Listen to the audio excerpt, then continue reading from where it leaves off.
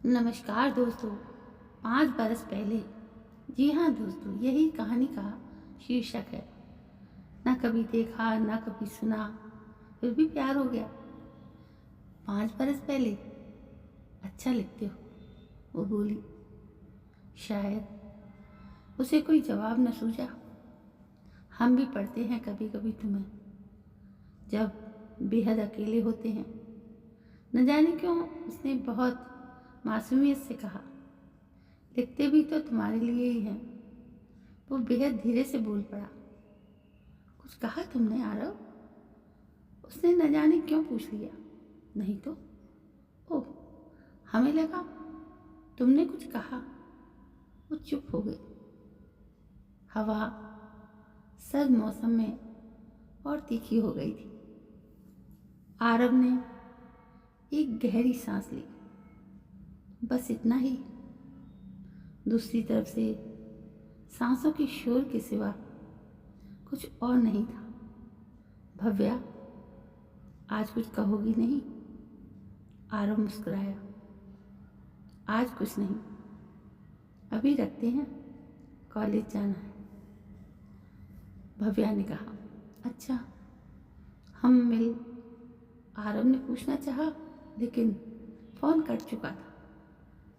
आरव भव्या को कब से जानता था, उसे याद भी नहीं। बस एक रोज एक फोन इसी तरह आया था। दूसरी ओर से एक मीठी आवाज ने उसकी कविता की तारीफ की थी, जो उसने शौकिया लिखकर किसी पत्रिका को दे दिया था। तब से जाने कैसे यह फोन उसकी जरूरत बन गया। शाम में आरव का फोन बजा। उसने झटके से फोन उठाया। दूसरी तरफ भव्या ही थी। कैसे हो? हम कैसे होंगे? तुम कहो ना, आरव ने उदासी से कहा। तुम ठीक हो ना? भव्या की आवाज में परेशानी झलक उठी। हाँ, पर तुम परेशान क्यों हो रही हो? उस ओर बस खामोशी थी। नहीं, बस मैं परेशानी नहीं। फिर से खामोशी पर पसर गई। भव्या आरव ने अपनी आवाज को लड़खड़ाने से रोका। दूसरी ओर से कोई जवाब नहीं आया। आरव ने आगे कहा, हम मिल तो सकते हैं ना, एक बार ही सही। दूसरी तरफ खामोशी ही रही।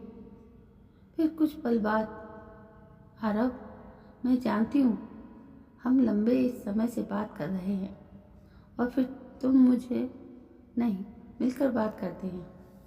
हम मिल सकते हैं 2 दिन बाद, रविवार को शाम 3 बजे। भव्या ने टुकड़ों में कई बात कही।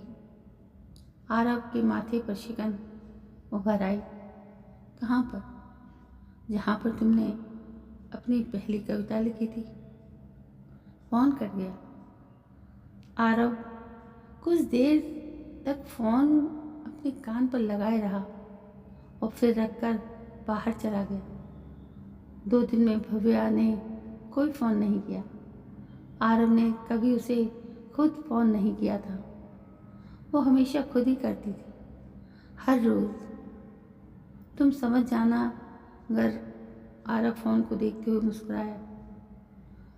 2 दिन बाद ठीक 3 बजे, आरव चेहरे पर हमेशा की तरह सर्दियों को ओढ़े समंदर के उस किनारे पर खड़ा था जहां उसने अब पहली बार कविता लिखी थी।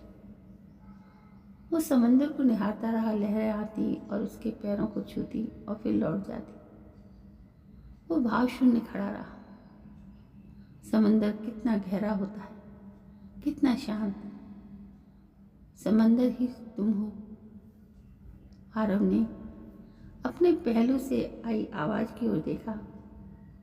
माथे पर बिंदी, करीने से बनाए बाल, नाक में लौंग, कान में बाली और माथे पर सिंदूर।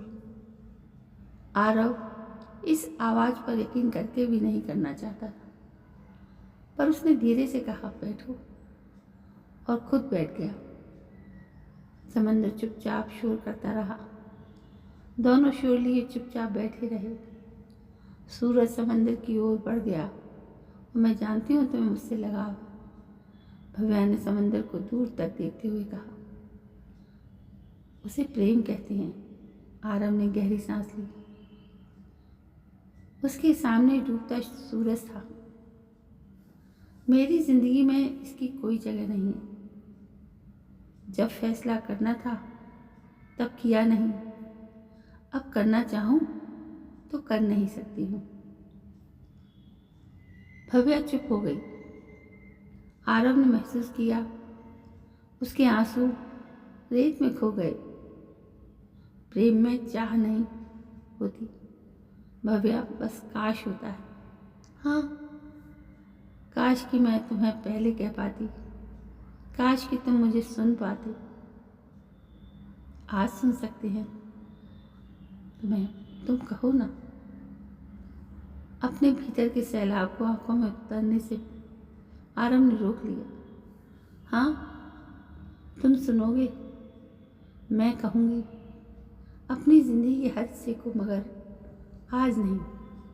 हाँ, बस इतना जान लो, मैं कॉलेज पढ़ाने जाती हूँ, पढ़ने नहीं।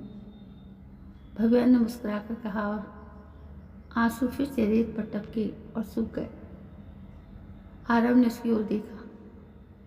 उसके सामने वो थी जो उससे कहीं बड़ी थी और उसका प्रेम था जिसे वो कह नहीं सकता था। वो समझती थी पर जता नहीं सकती थी।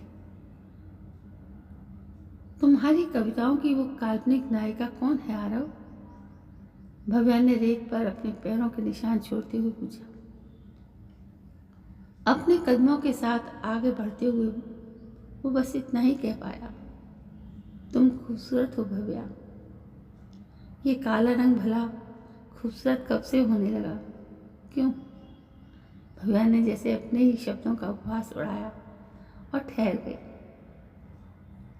आरव ने उसका हाथ पकड़ रखा था। रंग आंखों में होता है भव्या। एक पल को वहां नीरवता फैल गई। हवा दोनों को सहलाती आगे बढ़ गई थी। तुम्हारी उम्र कितनी है? भव्या की उंगलियां आरव के चेहरे से फिसलती गईं। जितनी प्रेम की होती है। आरव ने उसका हाथ छोड़ दिया। समंदर का शोर आरव के भीतर पल रही खामोशी से कम ही था। वो जा चुकी थी। कुछ महीने बाद आरव को एक खत मिला। एक कविता की कुछ पंक्तियां लिखी थी।